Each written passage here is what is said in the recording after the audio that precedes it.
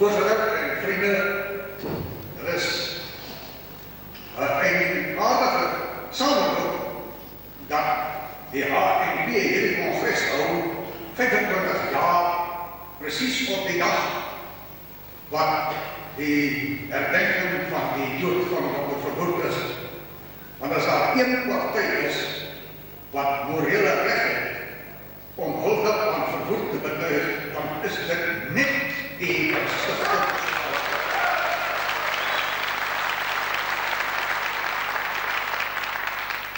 Dit is die enigste partij wat trouw gebly het aan dit wat Verwoerd verteenwoordig.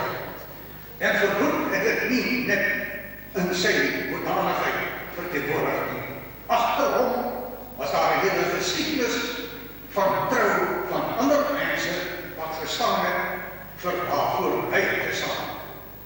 En dit is nie dat ons daarop beroep en uitleg, maar die geskiedenis het gewys dat toe ons die eerste intuïsie van die onderraad gekry het na die sluitwoord van Dr. Verwoerd en ons die moed en die oortuiging gehad het om te doen wat gevra is deur die geskiedenis, dan is dit die reg van die HNP om dit vandag van die verhoor af te sê en hierdie uur waar die nood van ons volk hoog is.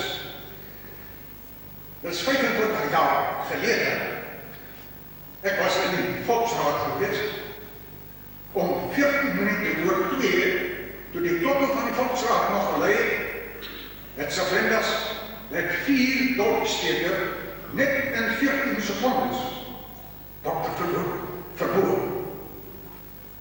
1 steek in elke long, 1 in die hart en 1 in die linkerstoor net langs die nek. Albei longe het platgeval.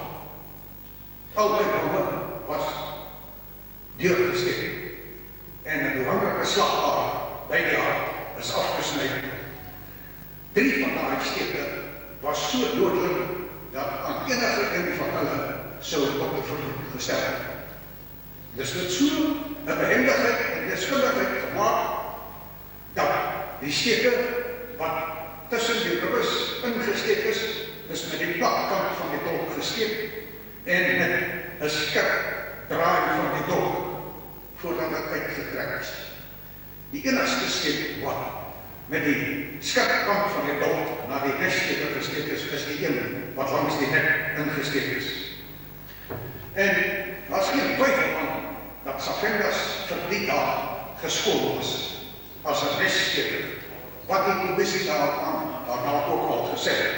Ek het 'n leerfoto van die dek van Dr. Verwoerd gesien, wat destyds deur een van die veiligheidsmanne en die lijkhuis geneem is. Daar is geen twyfel aan die beskrywing dat dit met deskundigheid gedoen is. Ek sê die dinge omdat van gister in Bloemfontein het dieselfde partij, of althans die partij wat die naam dra van die partij wat met Dr. Verwoerd gelei is, het daar die laaste dolksteek gegee in die beleid van Dr. Verwoerd. En met groot bedrevenheid van die skelms van die politiek, net soos die sluitwoordenaars hulle behendigheid openbaar. 25 jaar na die sluitwoord van Dr. Verwoerd is sy beleid finaal verhoor deur die partij wat veronderstel was om daardie beleid voort te sit. Daar is 'n geslag van Afrikaners en landers verby is daaroor. 25 jaar is 'n geslag. En baie van ons wat daai dinge meegemaak het baie van die dinge vergeet. En baie van ons het nooit daarvan kennis geneem. En waar daar vanaand hierso huldige bringers aan Dr. Verwoerd op hierdie besondere dag, laat my ook net weer vir die enkele van die dinge doen. Dr. Verwoerd is op die 6de September vermoor. Op die 28ste Augustus, dit wil sê 9 dae voor die sluitmoord, toe kom die Sunday Tribune met hierdie voorbeeld. Verwoerd must go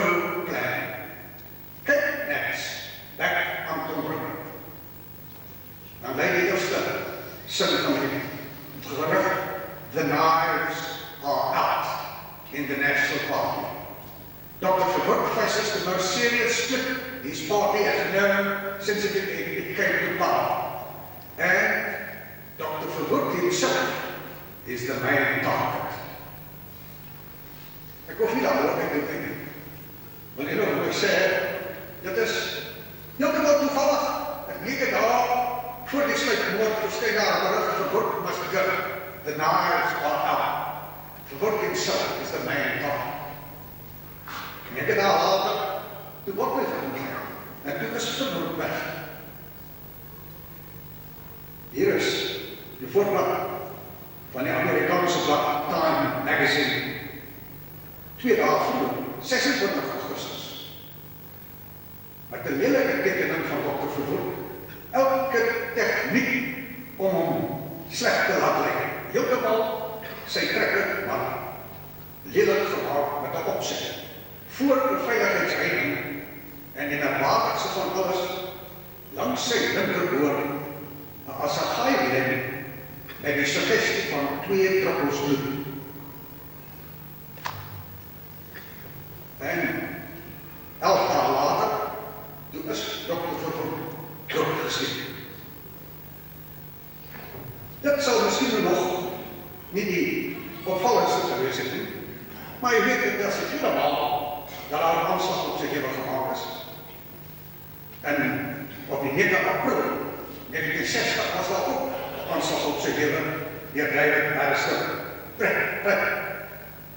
En daar, eenvoudig genoeg, op die 28ste Maart, dit wil sê 12 dae voor Pratt se aanslag, toe verskyn die Cape Times met die berig, met 'n voorbladberig, Verwoerd must go, they say. En dan sê hulle, die liberale partij, die progressieve partij en die Black Sash will start the campaign to oust Dr. Verwoerd.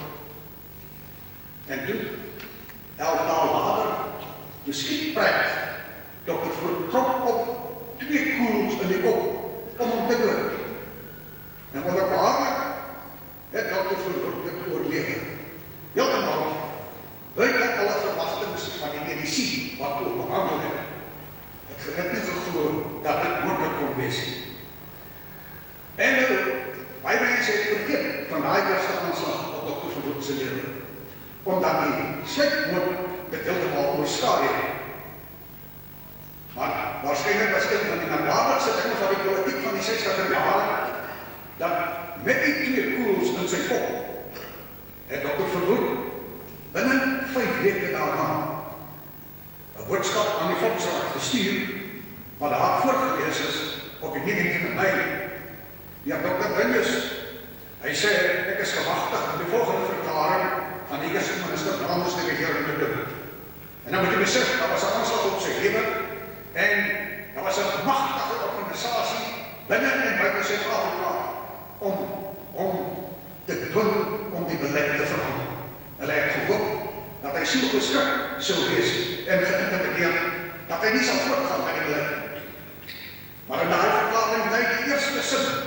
Hy sê, die regering sien geen rede om af te wyk van die beleid van aparte ontwikkeling as gevolg van die toestande in die land.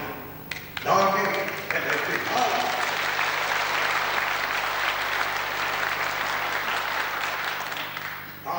finaal Suid-Afrika op 'n vaste koers geplaas. As Dr. Verwoerd onlangs intimideer, as Dr. Verwoerd geskrik en die eerste minister stap neergeleg, of as hy gesê het, ons kan nie voortgaan met die beleid, sou die hele Suid-Afrika daardie tyd tot op die rand van 'n revolusie beweeg. En nou is dit waardige ding by alles, die feite in verband met die aanloop na Dr. Verwoerd se lewe, se moord. Die feit dat die mense wat eintlik teen Dr. Verwoerd was die mense soos hy in Julie 1960, toe hy die eerste veldvergadering en die referendum op Groblersdal sou hou. Hy sê daar is mense wat wil hê dat die nasionale sy kleurbeleid moet prysgee sodat hulle meer geld kan maak. Hier is 'n blad. Apartheid, bad for business. En een van die baie uitdagende dinge vir wat dit daar is, 'n maand ongeveer nadat dat die verbod vermoor is, toe praat ek met Anton Rupert in Lesotho, en hy sê, ek wil nie in die gelaat wees nie. Die feit dat Dr. Verwoerd nie meer eerste minister is die beste ding wat met Suid-Afrika kon gebeur. En of dat nou daarmee verwant of nie, maar ek sou gesien het in die afgelope week, want Rupert is nou een van die rekste manne in die land. En ek dink nie, dit is sonder verband met die verandering van die beleid wat ingetree is in Afrika, nadat Dr. Verwoerd vermoor is. Waarom hierdie dinge ter saak is, dat nou ook maar net dit sê, terwyl ek daar is van begin.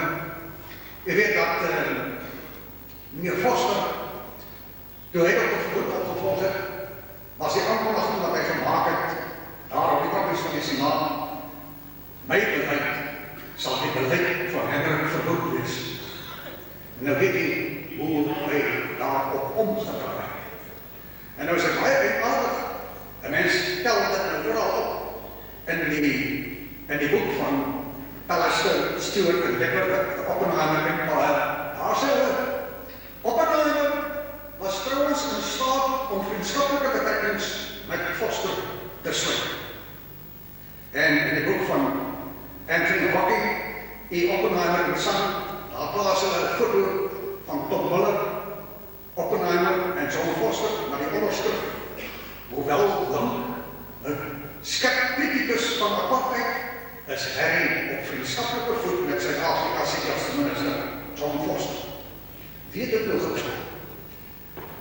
En as dit bekend was, toe Dr. Verwoerd se opvolger aangewys moes word, dink die mense sou vertroue gehad het in Foster, as dit die vriendskap is, wat hy gehad het? Nee, dit is die feite wat vandag weer in herinnering geroep word. Die geskiedenis sal dit nie uitwis nie. Hierdie feite sal vorentoe al luider praat in Suid-Afrika, omdat die volk die onreg gelei van hierdie bedrog wat in Suid-Afrika plaasgevind het. En nou, weet jy, daar is 'n veldtog aan die gang om die naam van Dr. Verwoerd te ontkoppel aan plekke wat sy naam dra, Verwoerdburg en ander plekke, soos die Verwoerdplein hier in Pretoria. En daar word luidkeels verkondig dat Dr. Verwoerd is eintlik verantwoordelik vir die ellende wat vandag in hierdie land heers.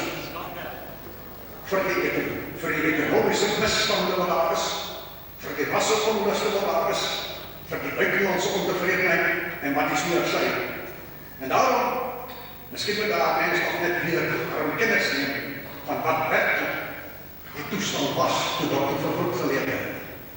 Die Johannesburgstaal van 27 Mei 1960, en dat is 4 maanden voordat Dr. Verwoerd vermoor is, die het 'n uittreksel geplaas van een van die Britse blaaie, The Statist. Hy sê, met die koers waarteen Suid-Afrika nou uitbring, sal die woord wonderwerk waarskynlik gepas wees na Suid-Afrika se ontwikkeling in die volgende klomp jaar. Dit sal 'n wonderwerk wees. En die uitgawe van Time, waarna ek verwys het, van 26 Augustus, die skryf in 'n lang artikel oor Suid-Afrika. Hy sê South Africa is in the middle of a massive boom, attracted by cheap labor, a gold-backed currency, and high profits. Investors from all over the world have plowed money into the country, and the new industries that they have started have sent production and consumption soaring. Suid-Afrika was midden in 'n ekonomiese opwelling soos ons nooit geken het in Suid-Afrika. En nou sê die mense vir u, dit is Verwoerd se skuld dat ons vandag die bankrotskap en die werkloosheid sien, wat ons in Suid-Afrika sien. Die raad in die mail van 30 Julie, dis 5 weke, voordat Dr. Verwoerd vermoor is. Hy sê, the nation is suffering from a circuit of prosperity. Die volk lê onder 'n oordaad van voorspoed. So goed het dit gegaan in hierdie land. Hy sê, Dr. Verwoerd can command almost unlimited funds for all he needs at present in the way of military defense. En hy sê, met betrekking tot die hofuitspraak oor Suidwes, wat in hierdie maand gekom het, hy sê, thanks to the recent judgment at The Hague, Verwoerd can snap his fingers at the United Nations. So sterk het ons gestaan in die internasionale politiek. Die mail sê, geen ander Suid-Afrikaanse eersteminister was ooit in so 'n magtige posisie in die land. Hy kan daarop aanspraak maak dat Suid-Afrika 'n skitterende voorbeeld van vrede is op 'n beroerde kontinent. So het Suid-Afrika in die wêreld.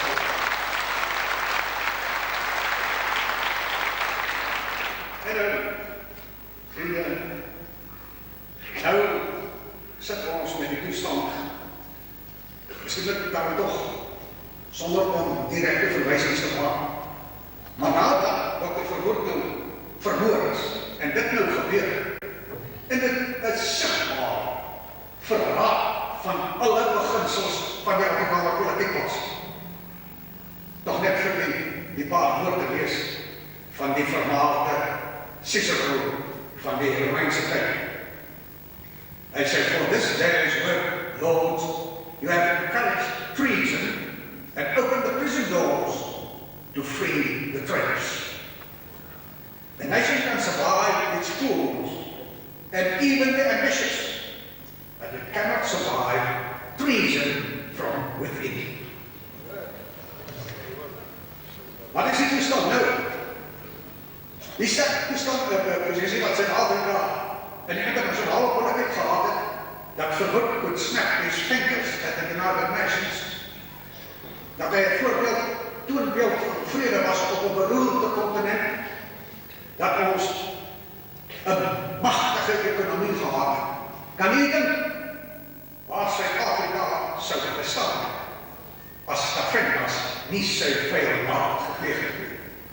Of as die manne wat moes staan waar Verwoerd gesterf het, daardie pad gevolg het. Suid-Afrika sou vandag waarskynlik een van die 5 sterkste lande in die wêreld gewees het. Omdat ons al die hulpbronne het. En as jy 'n gesonde ekonomiese en buitelandse beleid het, was daar niks om te keer dat Suid-Afrika 'n magtige staat sou geword het.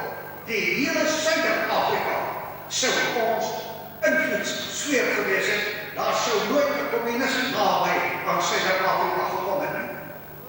Dit is wat ons gedoen is. En met hierdie magtige voorspoed wat daar geërf is, 25 jaar later, nou word ons oliereserves verkoop om te finansier wat lang al gedoen moes geword het langs 'n ander weg. Die Engelse sê, you are selling the family silver om nou lopende uitgawes te finansier.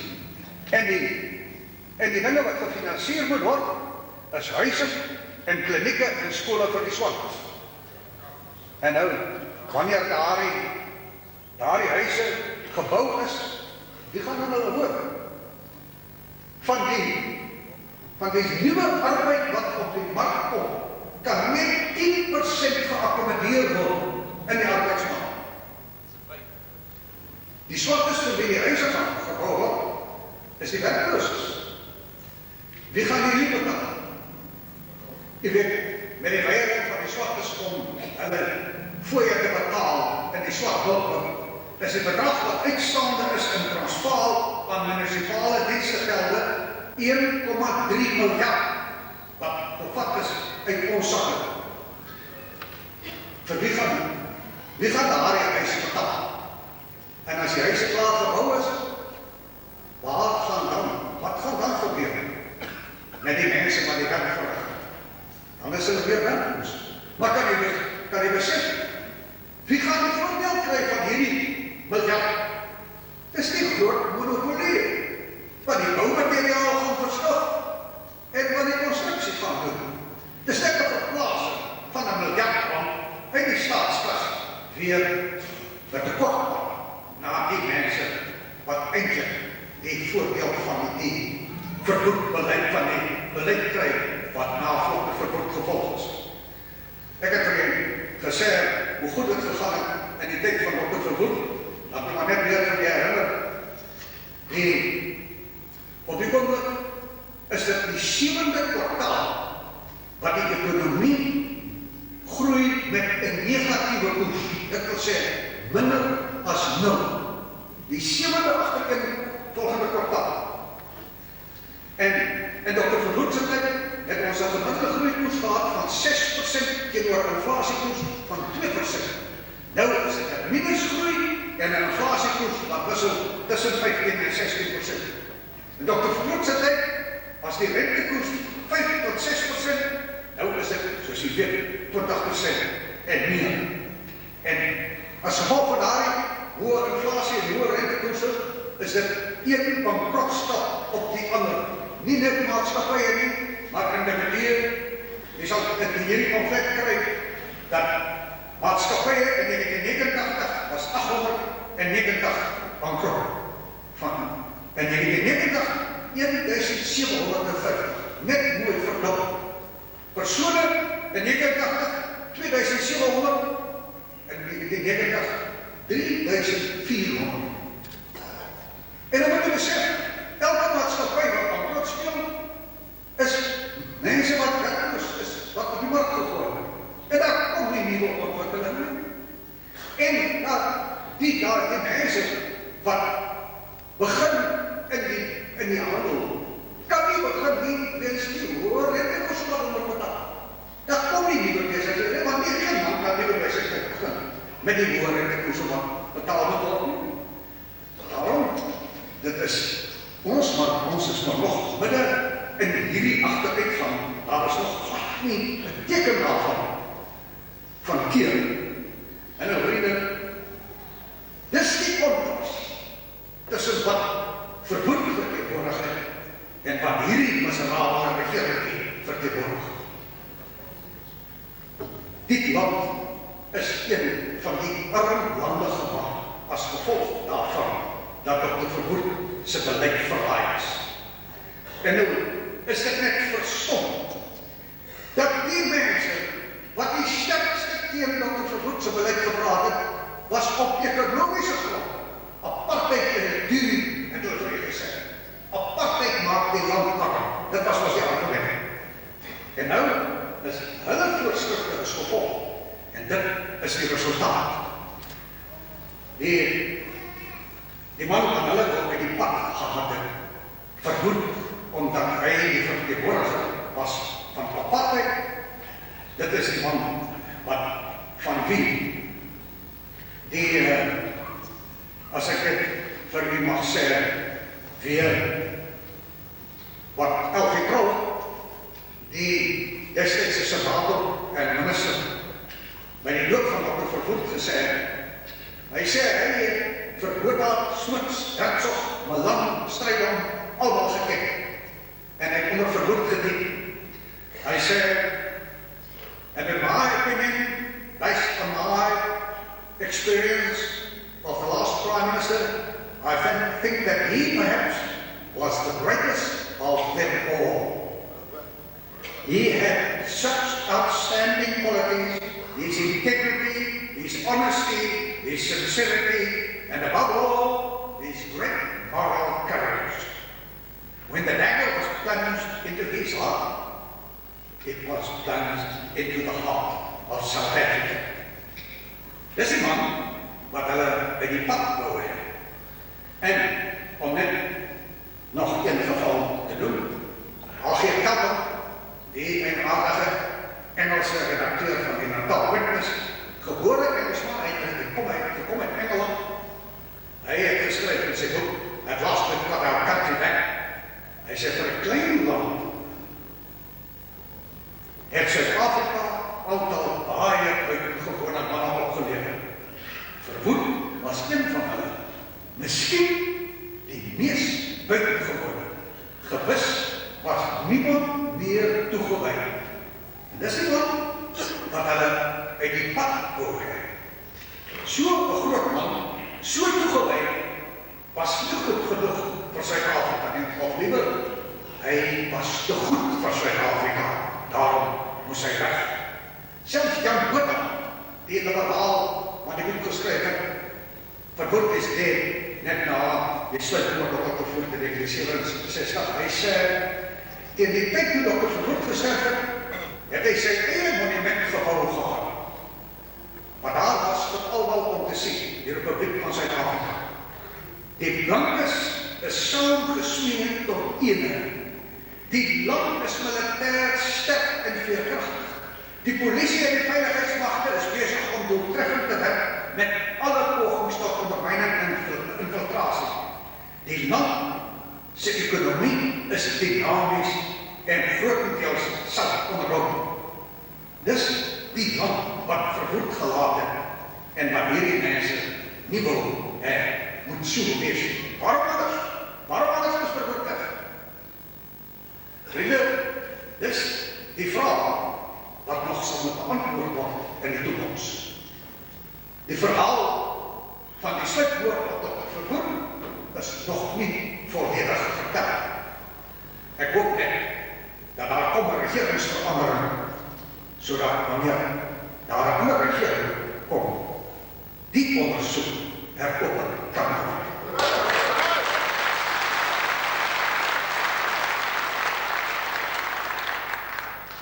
Maar hoe daar ook al probeer word om Dr. Verwoed af te taal, hierdie pogings om Verwoedburg se naam te verander, sal nooit slaag. En laat my maar dit sê vir die mense van Verwoedburg wat besig is met daardie aksie, ons sal hulle beveg op politieke gebied om hulle te groet om daardie te doen.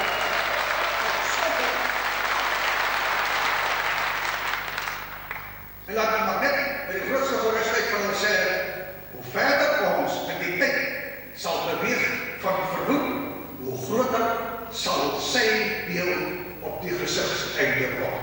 Niemand kan daar iets aan doen.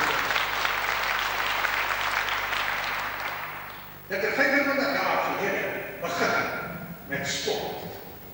En waar staan ons vandag, 25 jaar later?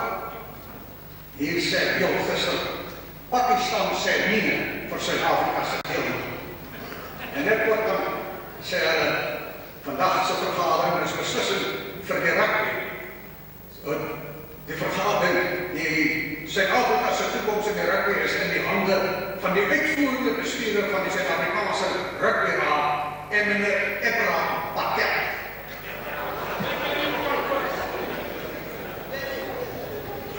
Die atletiek is in die hande van Sammy Ramsey.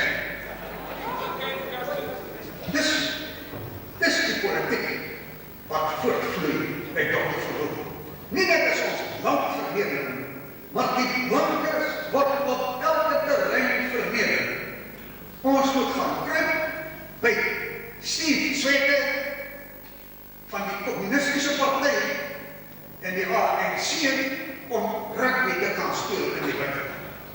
Ons moet by die Indiërs en die Pakistanis gaan kruip om te gaan cricket speel.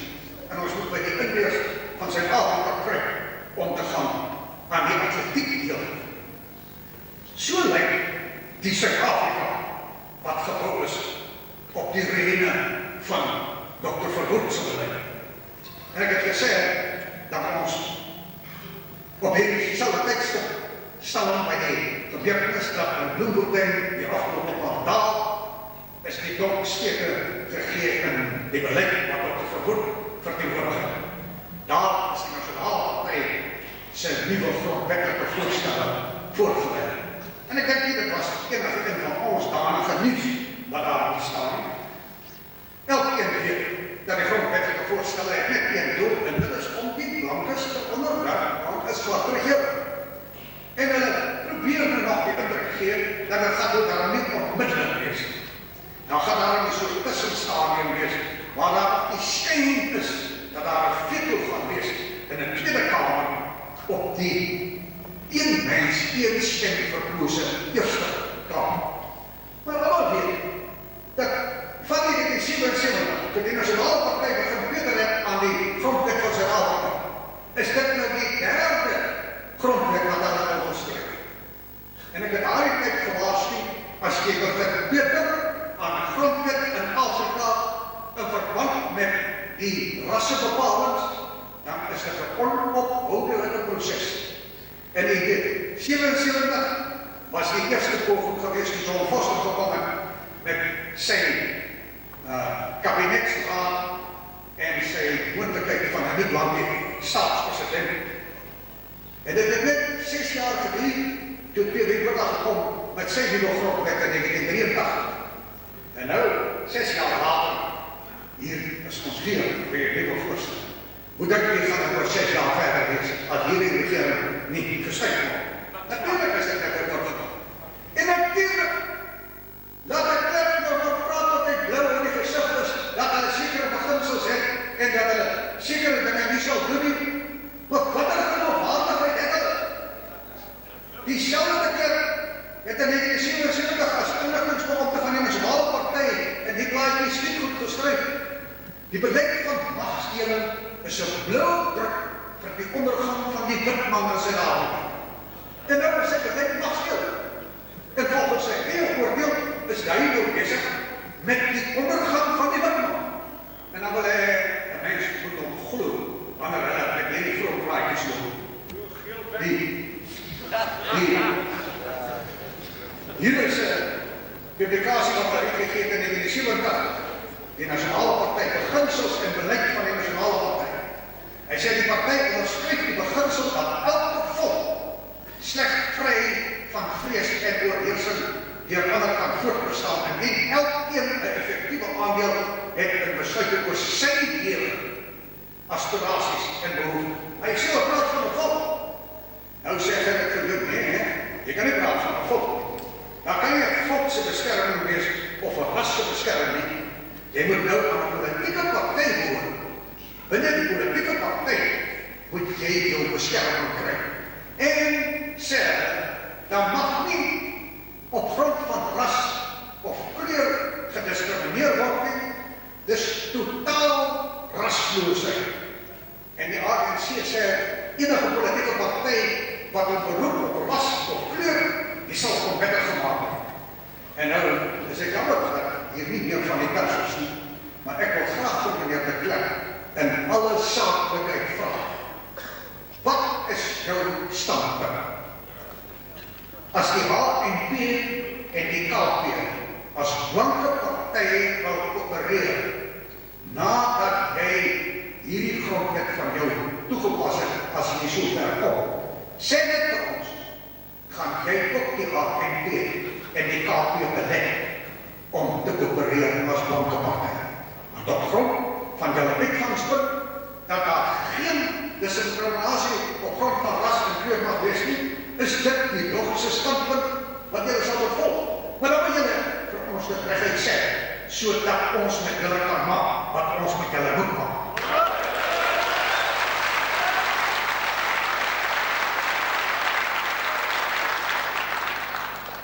Ek het daar nou verwys dat hulle sê, jy moet nou in 'n politieke party dit doen, jou beskerming vind. Hier is 'n plaatjie wat hulle op Stellenbosch gegee het, toe hulle daar teen die sogenaamde onafhanklikes van Dennis Worrell hulle geveg het. Luister net wat sê, hy sê, die onafhanklikes, weet nie wat die onafhanklikes voel.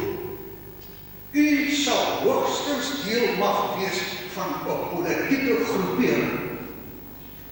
U sal uw godsdienst mag beoefen, uw taal mag praten, maar politisch zal u echter opgaan in 'n nie-rassige demokrasie, wat dit ook al beteken. En nou is dit presies wat die nasionale party sê.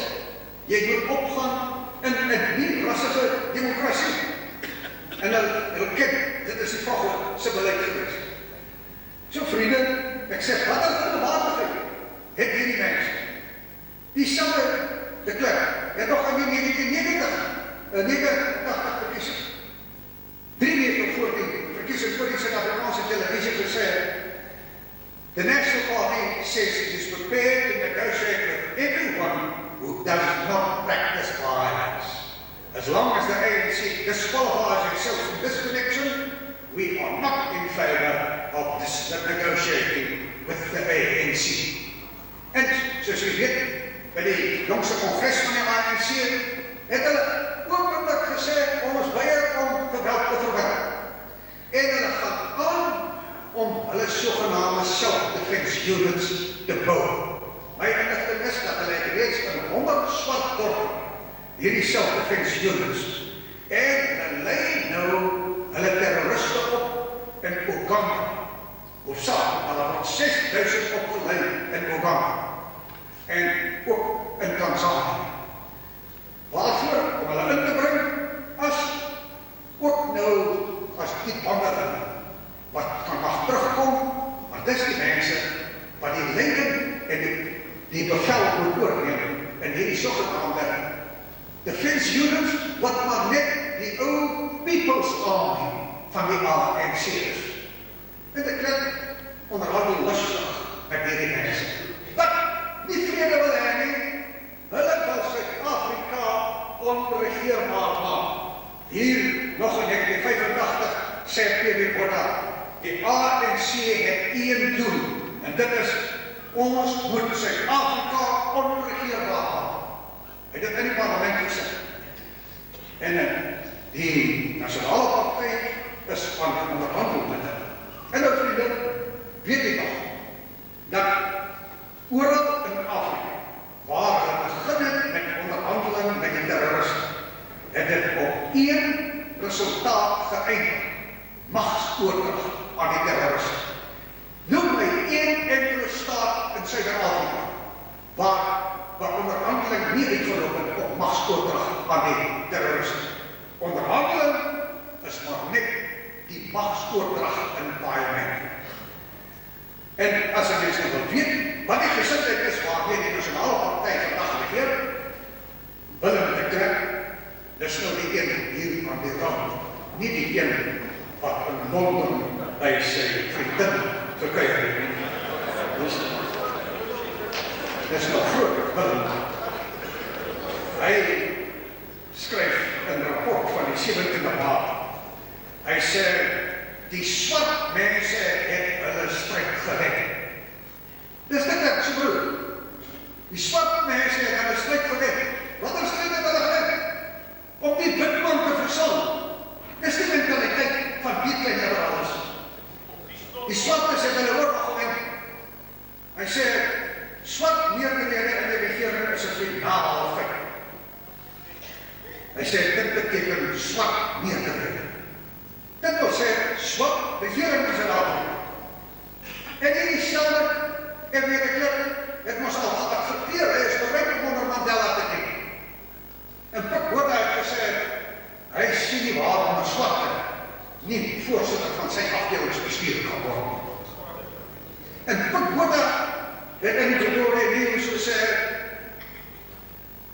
die nasionale party kan aan bewind bly as hy 'n meerderheid van swartes kry om by hom aan te sluit.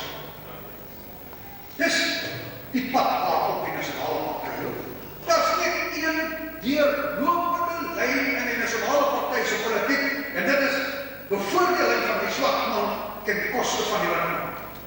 Dit maak nie saak op watter terrein, die ekonomiese terrein, die politieke terrein, die sosiale terrein, die sportterrein, maar selfs hier waar die manne nou op 'n hongerstaking is in aanhouding en in die hospitaal in Pretoria. Nou wat gesê deur Kobie Kutsie, nee maar hy kan nie vir hulle vrywaring gee nie, want dit sal die hele strafregstelsel in gedrang bring, gedink onder my. Wat het hy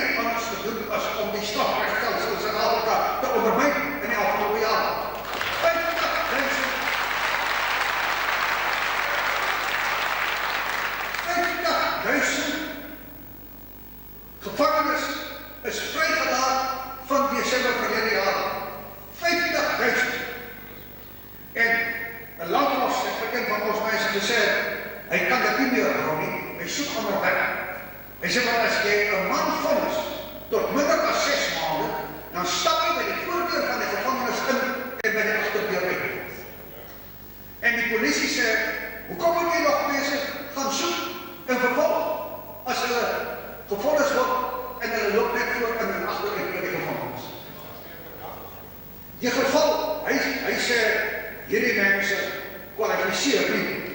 Hy sê, hulle moet voor die regter verskyn, die regter kan besluit of hulle skuldig is. Hier sal onthou die geval van Yen Kenny, waar daar reeds volgens bewering 5 miljoen rand besteed is aan daardie hofsaak, weens hoofverraad. Het kon nie met sy net ingedruk en het gesê, stap die vervolg. Maar dit was 'n swakte gewees. Hierdie mense mag dit nie geniet nie. Hulle is wat mense. Wat is die toestand in hierdie land?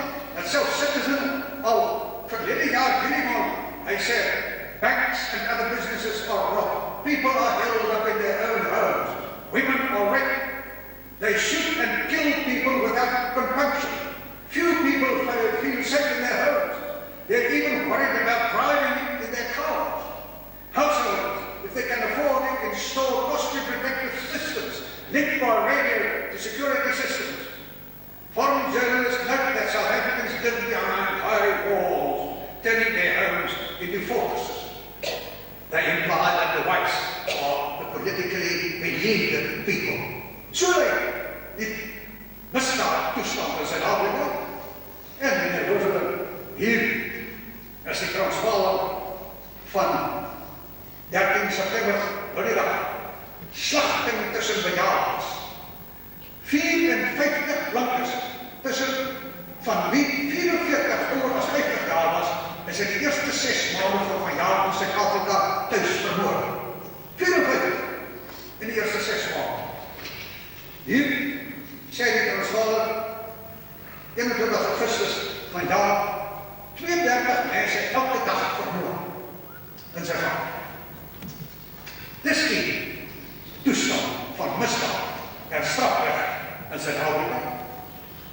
En dan mate die regering besig is om gedurig al meer guns aan die swaktes te wys, en dan mate die ekonomie onseker word, en dan mate die buitenwêreld al meer sien dat hier geen stabiliteit is nie, komt een rede dat hulle indruk is ons stuur af op die ANC regering, sal die toestand en erger word. Dat die directeur van die Sunday Times said, we seem destined to have an ANC government. En toen ek vir meneer de Klerk 'n brief skryf en ek daag hom uit om te ontken dat hy afstuur op die ANC regering, het ek van November maand tot April gewag om antwoord te kry. En ek het nie 'n antwoord gekry, ek het 'n brief gekry, wat alles behalwe 'n antwoord op daardie eenvoudige vraag is. Hy kon nie vir my sê, ek sal nie toelaat dat die ANC regering kom. Of hy kon gesê, my beleid is van so af dat het onmoontlik is, maar daardie opsie het hy nie betrokken. Nee, die wit mense word uitgelewer aan moord.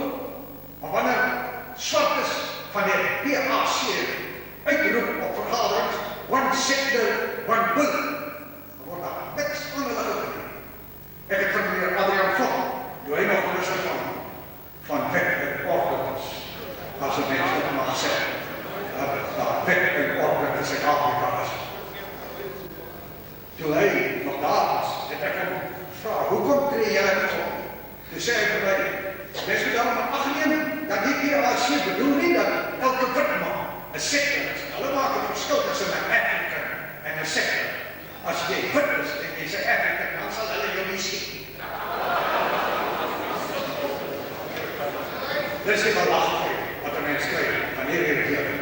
Nou vir so 'n regering, moet ek sê, is die simboliek van Nel Ventersdorp toe die Sunday Times verskyn het met 'n foto van meneer de Klerk, waar hy sit in 'n polisievangbaar met 'n hamer en 'n sikkel op sy voete.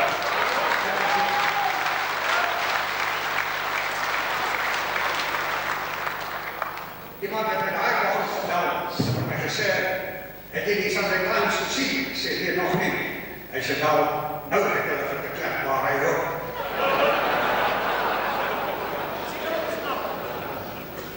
Vrienden, dit is waarschijnlijk niet nodig om vir u te vertel hoe erg die toestand is nie, maar waar ons hier staan op die 6de September en die mense nog soek na die aftakeling van Dr. Verwoerd moet hierdie dinge weer opgehaal.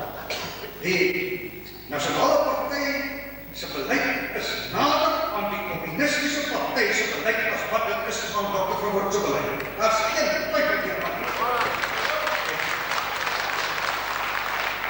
Die basiese elemente van die Communistische Party, een mens, een stem, herverdeling van rykdom en inkomste, gelykmaking bo oorleefverskille. Dis die harde sentiment en aksiome van die Communistische Party. Die rest waaroor hulle nog verskil is technikaliteit. Anders kan hulle nie met mekaar onderhandel oor 'n grondwet. Die slegste van die sosialisme, die word deur die Nasionale Party aanvaar. Dit is hierdie gelykheidsdogma. Maar ook die slegste van die kapitalisme word aanvaar. Hierdie monopolisme wat hulle verkondig met naam van die vrye mark. Die nasionalisme is 'n vyand van die vrye mark.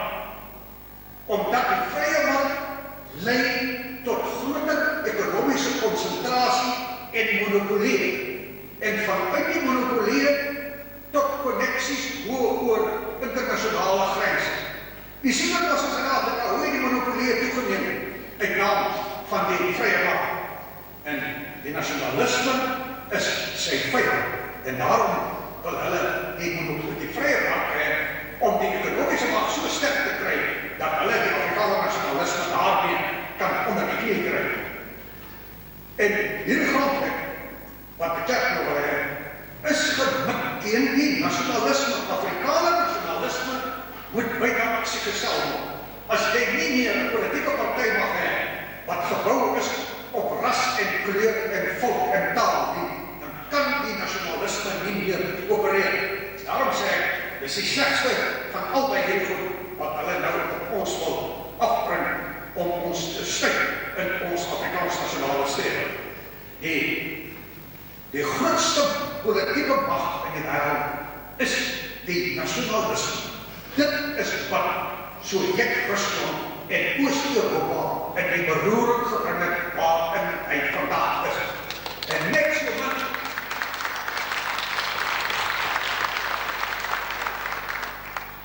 so min as wat dit haar kom slaan, sal dit hier slaan. Hierdie konstitusionele reset van die Klerk, waar hy nou 'n oorkoepelende regering oor al die verskillende rasse en kleure en kulture en godsdienste wil skep, is gedoemd tot mislukking. Kan u glo? Wat sal gebeur met hierdie nuwe konstitusie? Dat moet maar net na die een ding verwys. Dit word daar 'n algemene verkiesing gehou. En al die partye stel hulle verskillende beleide teen mekaar. Elke party moet hom onderskei van elke ander party. En as die verkiesing verby is, moet die 3 of 5 sterkste partye in 'n presidentskap gaan waar hulle nou saam moet regeer. Hulle het nou net hulle grootste verskille met mekaar uitbeklei. En nou moet hulle gaan sê, nee, maar ons verskil nie, ons kan saamwerk. Dan het jy die gekheid voorstel. En dan moet daardie presidentsie stel die kabinet aan op 'n proporsionele basis van die sterkte van die partye. Natuurlijk is die hele ding gedoem tot mislukking. Dit wemel van die swakhede in die ding. Dis nie eers oor Afrikaners as daaroor gepraat nie. Maar u kan een ding maar goed sien. As 'n politieke party nou sy beleid verkondig het in onderskeid met ander partye. Maar na die verkiesing moet hulle saam regeer. Wat is dan die rol van daardie politieke partye? Die oomblik as die verkiesing verby is en hulle moet saam regeer, verval die hele betekenis van die politieke party. Want hy kan dan nie sy beleid uitvoer wat hy verwag as het nie. Hy moet nou kompromieë sluit met al die ander partye om konsensus te kry. Dus u sien nou die totale gekheid van die toestand. Dis maar net magskortkrag in parlemente, soos ek gesê het. En nou, vriende, die hele politiek van vandag is gereduseer tot een enkele groot strydvraag. Onderhandel. Dit gaan nie meer oor beleid of beginsels. Dis nou net onderhandel. ons vir onsself sal moet afvra. Dan wil ek vir u herinner dat die Nasionale Party, as hy nie teen die 94 nuwe grondwet het, moet hy 'n verkiesing hou omdat die plan is. En dit wil hy ten alle koste vermy. En wat het gekry?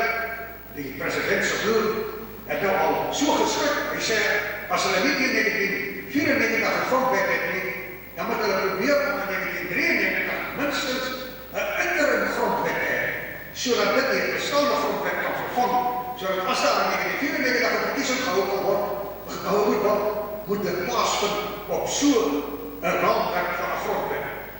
So desperaat is hulle. En waarom is hulle so desperaat? Daar is 'n belangrike tydspan. Ek het al laat verwys van tevore, dat die ineenstorting van hierdie swart state in Afrika is totaal onvermydelik.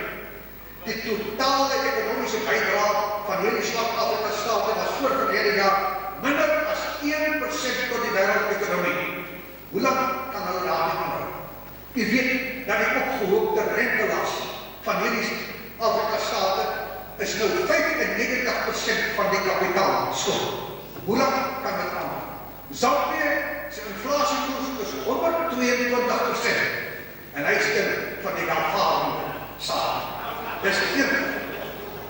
Maar ek het al van tevore vir u gesê, as ons die vigsprobleem beskou as ernstig, dan sal ons vyande dit ook ons ernstig beskou. En baie gelukkig het dit nou in ons besit gekom. Professor Willie Esthuis van die Stellenbosch Universiteit het hier in Pretoria 'n praatjie gehou oor die Nasionale Party se politieke program. En luister wat sê hy. Hy sê in 1995 sal daar 'n geweldige las van vigs ons tref. Dan moet die nuwe konstitusie reeds aan die gang wees. So, u sien, by die regering is daar 'n korrelasie tussen vigs en 'n nuwe grondwet. As 1995 aanbreek en daar is nog nie 'n nuwe grondwet, dan gaan die probleem van vigs so groot wees, volgens Willie Esthuis, dat daar nie 'n nuwe grondwet kan kom. So, u sien hoe belangrik die tydfaktor is. En dit die hele oproep tot die witman in Suid-Afrika is nou dat elke greintjie energie moet daarin gaan om die regering te rem en te vertraag totdat ons by 1994 aankom. Dit is wat ek doen.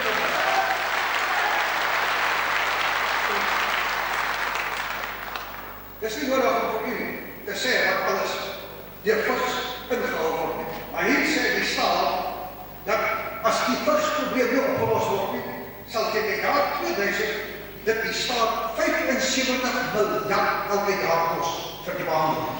Wat 'n staat kan dit doen? Dus, vriende, ek kan nie vir u genoeg beklemtoon. Tyd en onderhandeling is die twee sleutelfaktore in die hele ontplooiing van die politiek. Daar kan niks, die regering kan nie eers 'n interim grondwet opstel. As hy nie by die konferensietafel kan kom saam met die ANC. En die ANC wil nie na die konferensietafel van die hele land onregeerbaar.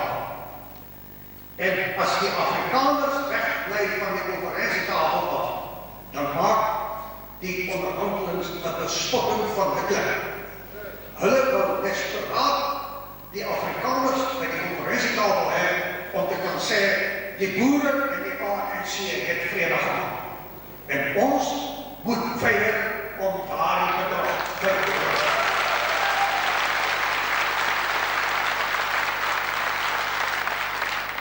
Wat het ons te onderhandel? Die land is ons land. Waarom moet ons te onderhandel?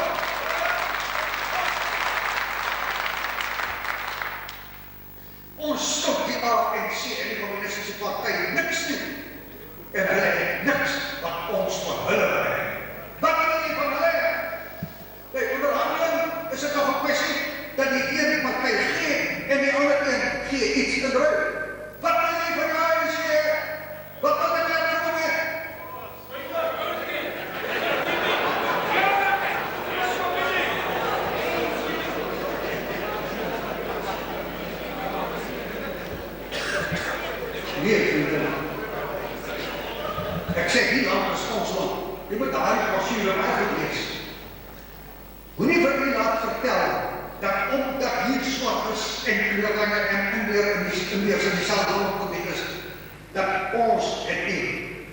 die land behoort nie aan ons nie.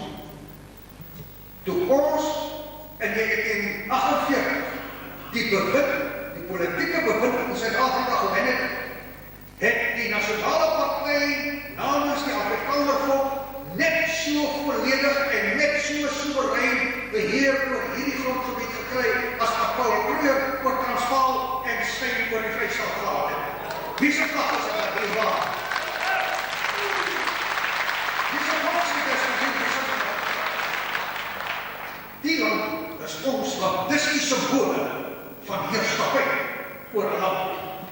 En ons was altyd bereid om vanuit die beheer van hierdie land grondgebied af te staan aan ander swak etniese groepe en ander groepe.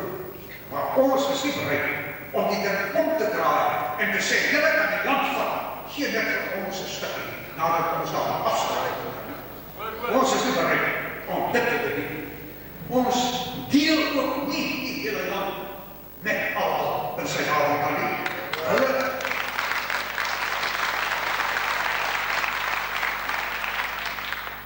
En as daar gepraat word oor onderhandelings, moet jy weet, dis vredesonderhandelings. Die oorlog is verby. Nou moet daar onderhandel word met die ander kant. En wie is dit wat die eise stel? En wie is dit wat die toegewings maak? Die ANC en die communiste stel die eise asof hulle die oorwinnaars is en die miserabele regering maak die toegewings as die verloor is. En natuurlik, jy moet besef, as jy eenmaal in daardie onderhandelingskamer ingegaan het, dan word daar toestande geskik wat jou dwing tot kompromie. Dat moet maar net vir die moontlikheid doen. Sê nou maar die ANC gaan daar in. En die Nasionale Party sit daar. En die Communistische Party en die ANC sit aan die ander kant. En hulle kom met 'n voorstel wat verwerklik is. Maar die verdeling in die stemming is so dat die ANC die deurslag sal gee. En die Nasionale Party sê vir jou, nou kan jy ons nie die steek laat nie. Nou moet jy stem vir ons voorstel om dit te wek. Wat maak jy dan? Dan moet jy of sê, nee, ek julle moet maar net draai en julle vet. Wat het jy dan met die onderhandeling sal word? Dis nie waar. Jy moet weet, onderhandelings is 'n manier om mense te kompromiteer tot dinge waartoe hulle nie bereid is wanneer hulle met onderhandelings aankom nie. Ek wil nie vir die vermoeid met die geskiedenis nie, maar jy sal onthou in 1902 op vereniging, toe die boere met die Engelse onderhandel het na die Engelse oorlog, of terwyl die oorlog nog aan die gang was daar twee groepe mense. Die een wat gesê het, daar moet nou onderhandel word. Weet jy wie was hulle? Skalk Burger, die waarnemende Transvaalse president, Louis Botha, Jan Smuts en Lucas Meyer. Wat my maar net vir die lees het, wat een van hulle gesê het, hy sê die volk verwag van ons dat ons moet red wat nog te redden is. Die saak is so ernstig dat ons hier, as ons hier 'n onverskillige besluit neem, dan gaan ons die Afrikaanse volk uitroei. My gewete sê my dat ons niemand meer mag laat doodskiet nie. So is daar gespeel. Hy sê, want ons sal nooit weer die geleentheid kry om te onderhandel nie. So is daar gedruk op die mense wat nie wil onderhandel nie, wat die oorlog omvat. En dat was 'n eenvoudige besluit. As daar met die Britte onderhandel word, dan is dit net een voorwaarde, ons behou ons onafhanklikheid. Hulle kan die buitelandse beleid doorneem, maar ons gaan nie vrede maak as ons onafhanklikheid verloor nie. Dit was 'n eenvoudige besluit. En na 3 dae se onderhandeling, en die Engelse sê net, julle kan nie onafhanklik bly nie. Toe onder invloed van Louis Botha en Jan Smuts en Lucas Meyer, toe stort daar die hele boeremag in mekaar en hulle aanvaar dat hulle onafhanklikheid verloor. Dis wat onderhandeling. Dit is wat onderhandeling van mense doen. Daar was een man, generaal J.B. Merchant, wat gesê op 30 Mei, hy sê, daar's een saak wat swaarder weeg as Dit spyt my in die diepte van my hart dat dit ooit plaasgevind het. Hierdie vergadering lewer ons dekslag, die onderhandeling. Hy sê, ek het ook swaar tye gelewe toe my burgers hulle by die honderde oorgegee. Maar ek het altyd gedink, ek veg nie alleen nie. Wanneer ek dit swaar gekry het, kry medestryders op ander plekke dit maak. Ek wil echter niemand blameer oor die hou van hierdie vergadering nie, want ek is oortuig daarvan dat alles met die beste bedoelings gedoen is. Wat was nou die gevolg van hierdie vergadering? Die kommandant-generaal moes sy insigte, dis nou die woord al, sy insigte uitspreek en die toestand van sake blootleg. En waar die burgers nog moed gehad het hulle nou hulle moed ontneem. Hy sê, as ons nou besluit om voort te gaan, sal honderde en duisende na die vyand voortgaan, wat anders met ons sal verbly. Ek sou kon sê, dat die zwaarmoediges ons maar verlaat, maar nou het ons diegene wat nie mismoedig was nie, ook mismoedig gemaakt. Hoewel al die feite my in vertwyfeling bring, is ek nog nie oortuig dat ons die oorlog moet staak nie. Indien ek 'n afgevaardigde was, sou ek sê, gaan voort. Want as ek dink, ons twyfel, moet ons dit as 'n stelreël neerlê. Gaan voort op die weg waarop ons is. So het dit daar geloop. Die manne wat gesê het, as ek die oorlog voort, Steyn, Herzog, de Wet, Beyers, Kip. Hulle was die manne wat die stryd met ander middels voortgesit. En wat het Botha besluit gemaak? Onderhandeling was die voorwaarde om by vrede te kom. En vrede was die voorwaarde om by die verraad van die Afrikaner volk te kom. Dis die verloop van daardie manne gewees. En wat ek dink, dit gaan anders wees nie. As ons belewe in hierdie land, sal jy nie lewe met onderhandeling met die ANC en die communistische partij in Zuid-Afrika. As jy belewe in hierdie land, sal jy bereid wees om staande te bly, by jou beginsels te bly en sterk te wees in jou oortuiging en jou geloof in die reg van jou saak.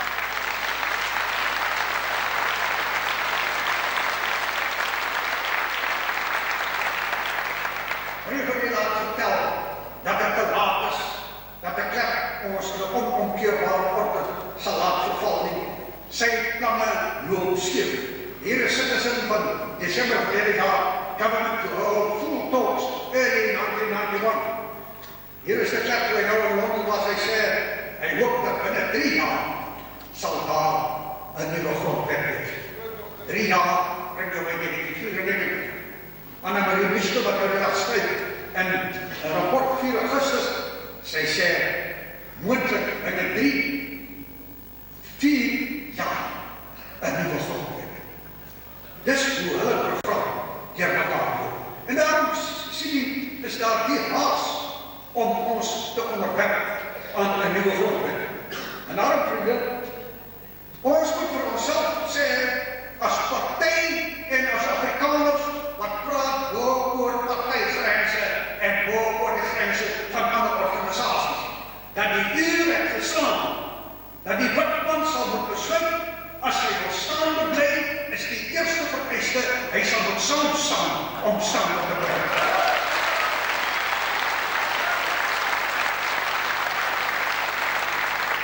En as ons nie nou begin om dit te doen nie, moet ons nie dink, ons sal dit kan doen, wanneer daar 'n verkiesing of 'n referendum aangekondig word.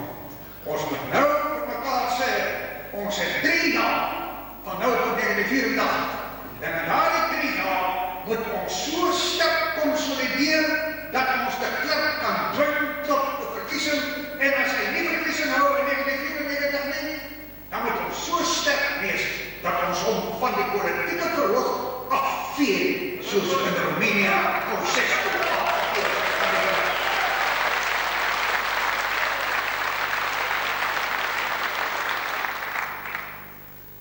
Hulle sê ons moet nie praat van geweld nie. Maar wie het begin om 'n toestand te skep waar mense praat van vandag. As jy vir 'n volk sê, soos die Afrikaners en die witman in Suid-Afrika, ek gaan julle onomkeerbaar onderwerp aan 'n swart regering.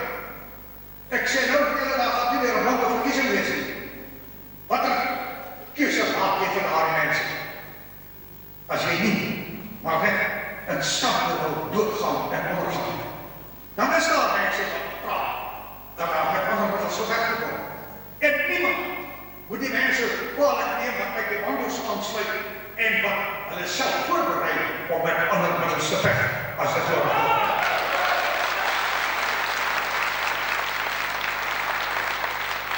En dit is nie vreemd aan ons volk nie. Daar was ander tye wanneer dit ook gesê is.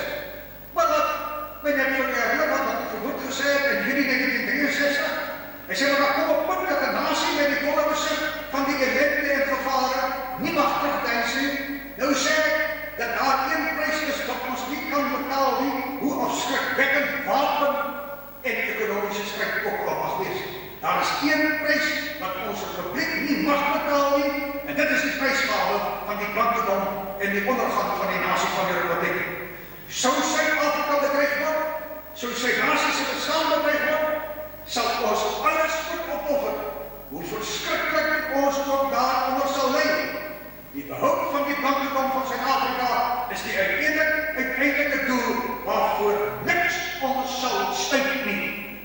As vermoed daardie keer gesê het niemand gedink, hy is nou besig om die grense van die demokrasie te oorskry. Hy het het gesê, uit trou aan sy volk, hy het het gesê, uit toegewydheid om hierdie volk te beskerm teen wie ook al. En in dieselfde sentiment sê ons hier vandaan, as die weg vir ons gesluit word, om met demokratiese middels ons reg in hierdie land te handhaaf, sal ons ook moet besluit om met ander middels te veg, hoe verskriklik die opofferings ook al